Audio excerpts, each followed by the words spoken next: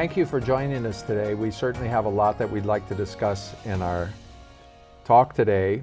We'd like to discuss some of the events that have been taking place in the Middle East between Israel and the Palestinians.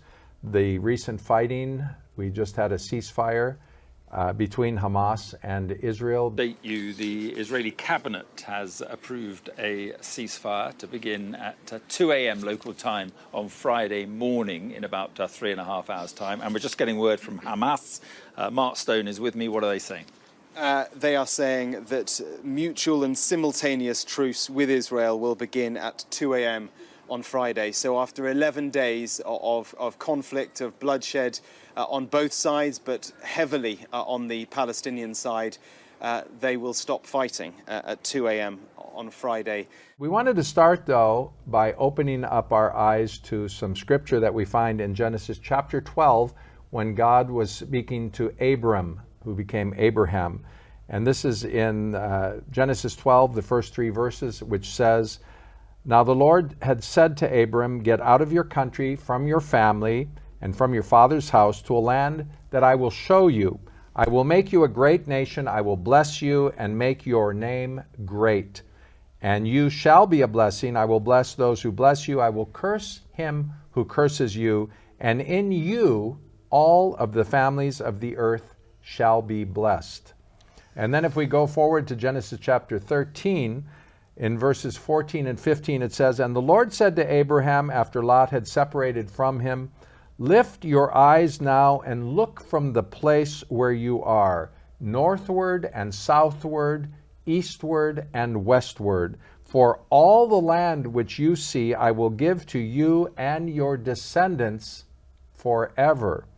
And I will make your descendants as the dust of the earth, so that if a man could number the dust of the earth, then your descendants also could be numbered." So it's interesting, Peter, that Abraham had this promise, and David, from God. And it is also interesting that lots of people claim Abraham to be their father. Who claims today that Abraham is their father and the father of their faith? Relevantly to us, we Christians claim to be the heirs of the promises to Abraham, and of course, spiritual heirs. Yes. Well, we are physical people, though. We are the heirs. And there are very physical promises in there too. And God's covenant with man now goes through Jesus. Jesus was the one who opened it up to all the people of the world. And of course, Muslims and Jews are very concerned about the genetic lineage, and they have their claims to being heirs through the descendants. If you read the Quran, you will see that the Quran claims that Abraham is their father. If you read the Jewish Bible, which is the Old Testament of the Christian Bible, the Jews claim that Abraham was their father. And of course, as you just brought out, we Christians claim that he was the father of our faith too, and these promises led to the birth of Jesus and the salvation of the world and all that. If we fast forward, this promise was given 4,000 years ago, and look at the world today. Look at the problems in the Middle East today, all claiming Abraham as their father. I just want to point out these 2 verses from the book of Leviticus, which talk about loving your neighbor. And these are the writings of Moses. So fast forward from Abraham about 500 years or so, and it says in Leviticus chapter 19, verses 17 and 18, "You shall not hate your brother in your heart, but you shall reason frankly with your neighbor, lest you incur sin because of him." And in verse 18 of Leviticus chapter 19, it says, "You shall not take vengeance or bear a grudge against the sons of your own people, but you shall love your neighbor as yourself. I am the Lord." I just thought these verses are interesting because a lot of us remember the commandment that Jesus gave, that we should love in the New Testament. That's right. Which say, yeah, love thy neighbor as thyself. On these 2 commandments hang all the laws. Love the Lord your God with all your heart, mind, and soul, and your neighbor as yourself. So Jesus also talked about loving our neighbor. Do these verses apply today between the Jews and the Palestinians that live in Israel as neighbors? Or is this just a promise to the Jews? Under the new covenant, absolutely, yes. You're talking about the covenant with Jesus. Yes. Under the New Testament, Jesus made very clear that who the neighbor is. The Samaritan is a neighbor. The Samaritan treated the Jew as a neighbor in the parable, and of course, Jesus was the one who would bring light to the Gentiles and bring the promises to the Gentiles. Even before that, though, there was recognition of the importance of treating strangers with justice and applying the law in how Jews treated their neighbors who were not Jews sometimes, but were strangers. I think it's important if we go back to this promise that God gave Abraham, because from Abraham's loins it wasn't just Isaac that was born, but before Isaac, there was another son that was born from a handmaiden by the name of Hagar, and they had a son whose name was Ishmael. Yeah. And from those two sons came the Jewish nation and what we call today the Arab nations. So that promise can be claimed by both sides of the family. So except that the promise did go through Isaac, didn't it? Yeah, it did go. I think it does specify, doesn't it? Yes, because of course Jesus came from the lineage of Isaac, and Jesus was the Savior of the world. So, but it's just interesting to look back there, because today both the Muslims and the Jews claim that promise was given to them. That's right. And actually, you may or may not know this, but the Muslims claim that when Abraham took his son and was about to kill him because God said to take his life, the Muslims do not believe that was Isaac. They believe that was Ishmael that happened to. So it's interesting, they both claim that this promise was given to them. And we know how the promise was fulfilled, which we're not going to get into now. The sad story is, here we are 4,000 years later, and all of this mess in Israel is taking place between people who occupy the same land. Who both peoples claim that it is their land, and they're having a very difficult time living together in peace, loving each other, loving their neighbors, and they are neighbors.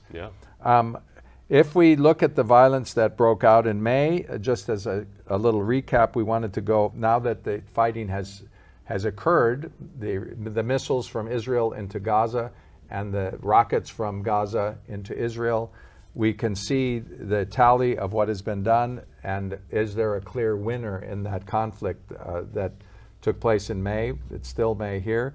Here are the results. As a result of the recent violence, at least 248 Palestinians, including 66 children, were killed. In Israel, 13 people were killed, including one child. As of May 20th, in Gaza, there were at least 1,900 Palestinians who were injured, and Israel reported that 200 Israelis were injured as a result of this conflict. And as of May the 19th, at least 72,000 Palestinians have been displaced from their homes, which have been destroyed. And we haven't had any statistics from Israel how many Israelis were displaced from their homes, but apparently the number is so small that it is not even, in it's Gaza, hard to find. Entire blocks were destroyed. It is no comparison to... A ceasefire, by the way, was first proposed on May the 13th, just 3 days after the violence started, by Hamas, but was rejected by the Israeli Prime Minister Benjamin Netanyahu. And then on May 18th, France, Egypt, and Jordan announced the filing of a UN Security Council resolution for a ceasefire, and the ceasefire actually came into effect on the 21st of May, ending 11 days of fighting on both sides, and both sides claimed victory. So, Peter, who do you think was the victor from this recent fighting? Well, I suppose Israel could call themselves the victor because they inflicted a lot of damage, and it seems to be something that they do from time to time, is just to weaken the Palestinian areas and show that they can do it. So that in itself is a victory that they can do it. Hamas likes to claim victory every time they get a ceasefire. They like to show that their use of force brought about concessions, brought about something An that, awareness. pardon? An awareness. And an to awareness. That's very important. And in that case, you could say the Palestinians did get a moral victory in that so much of the world opinion, even Jewish opinion around the world, is turning away from Israel. Every time this happens, there is less and less support for Israel. In the United States, definitely. even American Jews, I don't know what every American Jew thinks about it, but there were no mass demonstrations in support of Israel as there has been in past conflicts. It seems that the opinion is very sour towards what Israel did this time. And how do you see that, David, as far as public opinion, world public opinion? Who's winning the war in the media, the Palestinians or the Israelis? Well, I think it's more of a stalemate, because actually, as far as the Christians go, they'll never compromise on the fact that Israel is allowed to exist, and that there's a coming temple, and there's a coming covenant, world government. So do you think as a result of this, of the fighting that took place this month, that there is some positive viewpoint? Are people looking at Israel in a positive light, or they went overboard in I think the world is looking at both sides in a negative way, because they're both at fault. The Muslims, Hamas is at fault for starting this barrage of rockets, and the destruction that they tried to instill. But you don't think that the Israeli police forces that went into the mosque in Jerusalem, most definitely. I'm just and the possible eviction of the Palestinian families, didn't that kind of build up the tension? In 2005, Israel unilaterally withdrew from the Gaza Strip. Hamas won the Palestinian Parliamentary election. Hamas is composed of three main wings: political, military, and social, each working in their respective spheres to advance the organization's goals. Following the election, the International Quartet, United States, Russia, the United Nations, and the European Union, declared that in order for the then Hamas-run Palestinian government to continue to receive foreign aid, it must recognize the State of Israel, end terrorist activities, and adhere to all previous agreements. Hamas rejected these terms, and international aid was halted. Hamas's declared objectives are to liberate Palestine from Israeli occupation and transform the country into an Islamic state. Which of these two objectives is the primary goal is disputed. The movement's original charter committed it to waging an armed struggle to destroy the State of Israel. Meanwhile, 73 miles northeast of Gaza lies the other Palestinian territory, the West Bank, governed in part by the Palestinian Authority. The Palestinian Authority currently administers some 39% of the West Bank. 61% of the West Bank remains under direct Israeli military and civilian control. East Jerusalem was unilaterally annexed by Israel in 1980, prior to the formation of the Palestinian Authority. What is the objective of the Palestinian Authority in the West Bank? Well, they're trying to maintain peace with Israel, which has a value there, except that Israel is not being very reciprocal in how they treat the West Bank Palestinians. But at least they are not under bombardment. You could give that to the Palestinian Authority. They've at least been able to keep bombs from coming down on their territory.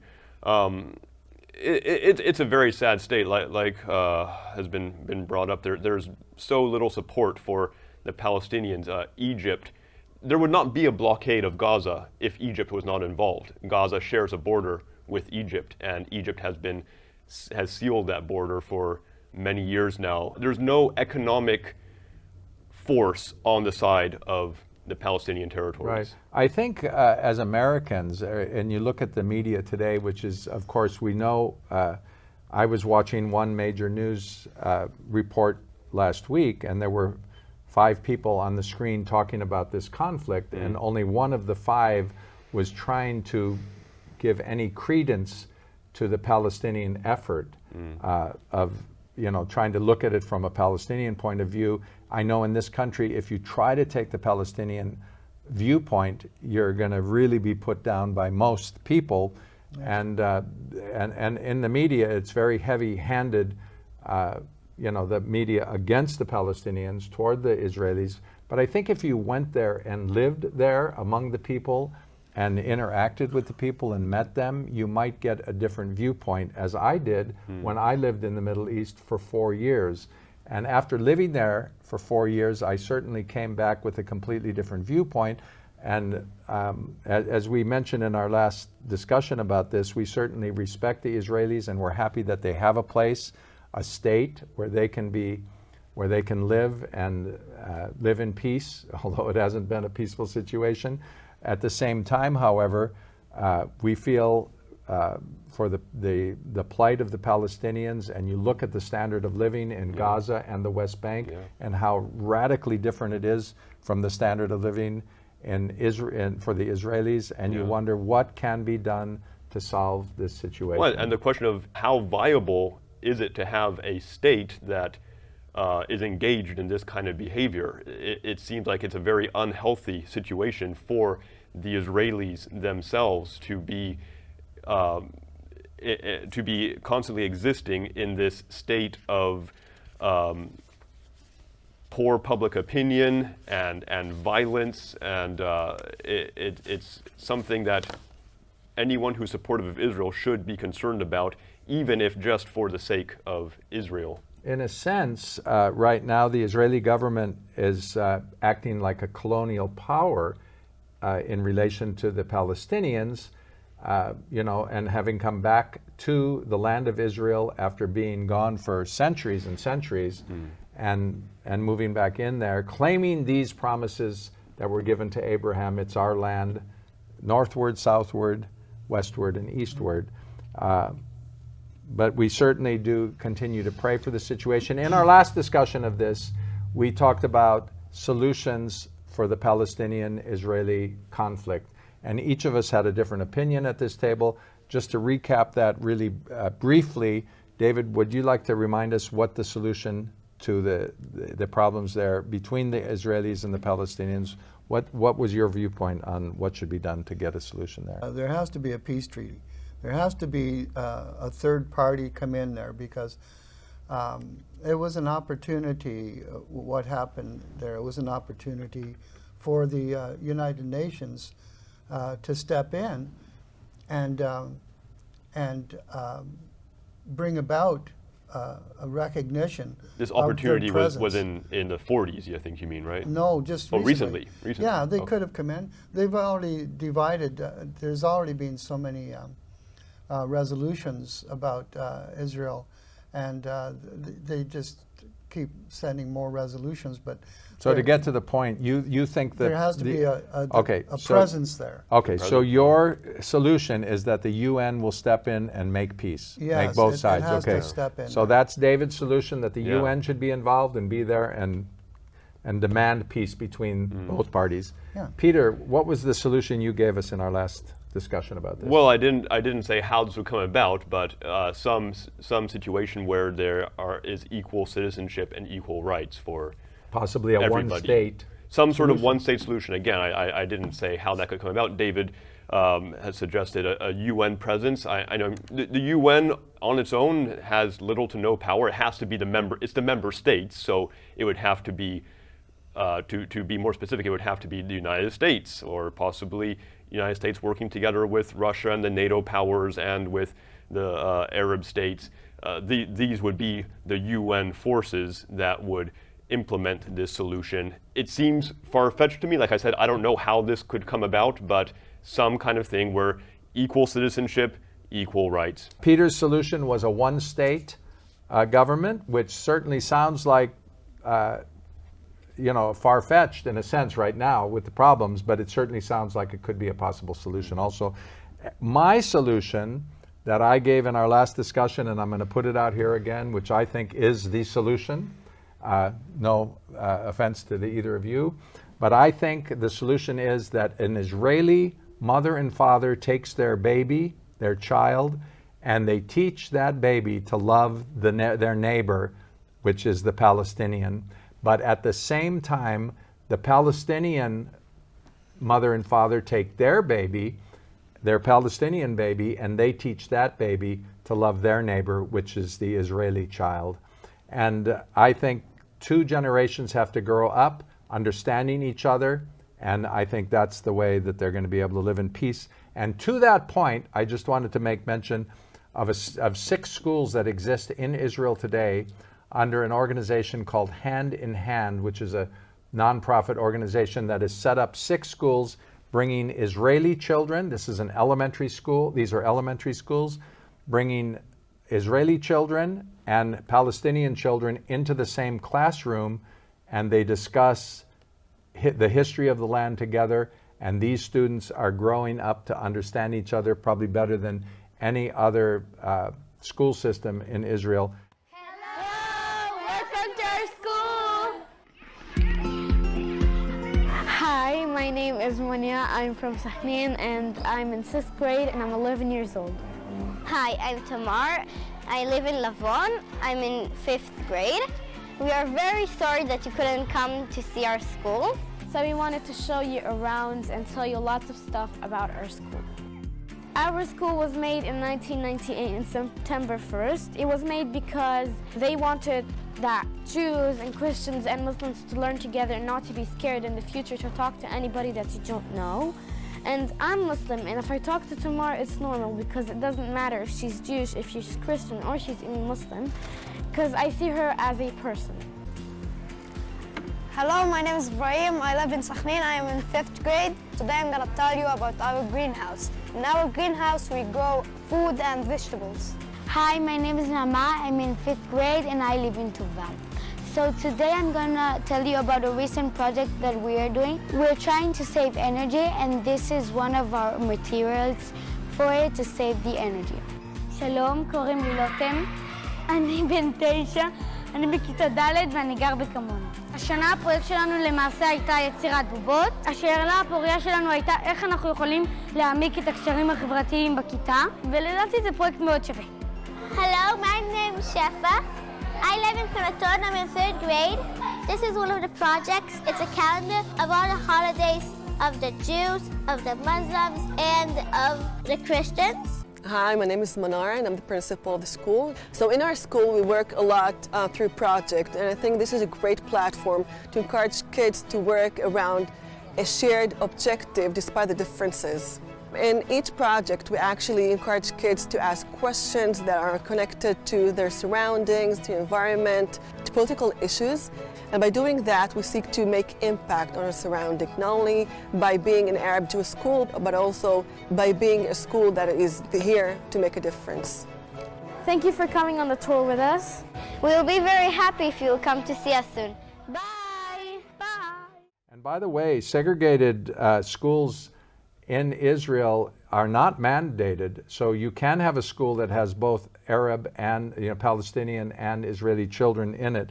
And so this was established about 20 years ago, and right now there are 1,300 children at the 6 schools throughout Israel. They have an equal mix of the Jewish and Arab students, and the lessons are taught simultaneously in Hebrew and Arabic. And it's just an amazing program. You can Google that yourself and check it out. But I think that's what's going to happen to have peace.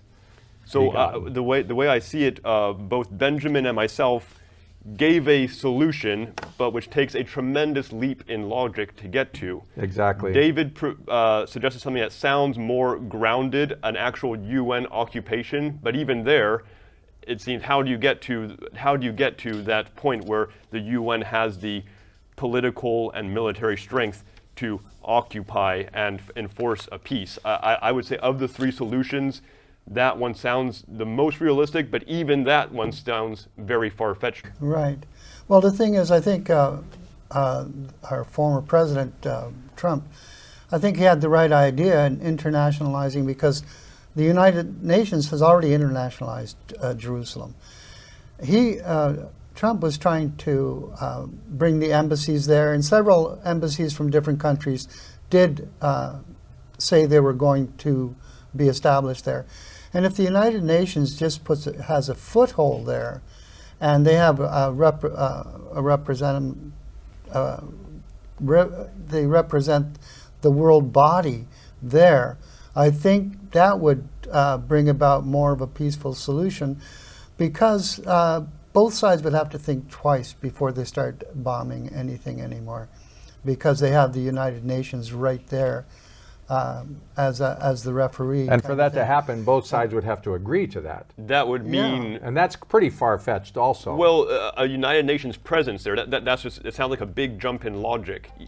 Yeah. How do we Anyway. go from now to a United Nations presence there? I mean, that does sound like a slightly more realistic solution than, but also a big know, leap. So these are very hot topics that we're discussing, and we'd like to know what your opinion is. How would you bring peace to the Middle East? What is your idea on how to bring the Palestinians and the Israelis to a peace table? How would you make the people in Gaza happy and help them have a lifestyle that would be at least in some way comparable to the Israelis and the Palestinians in the West Bank? And how would you help the Israelis to trust the Palestinians? What is your solution to a Middle East peace agreement and a peace agreement between the Israelis and the Palestinians? We'd like to hear your comments. We'd like you to leave them below. And if you haven't subscribed to our channel as yet, we'd like to invite you to do that right now. Before we go, we just wanted to let you know our next discussion at this table is going to be about the possible construction of a third temple in Jerusalem. Thanks for watching, and we look forward to seeing you next time.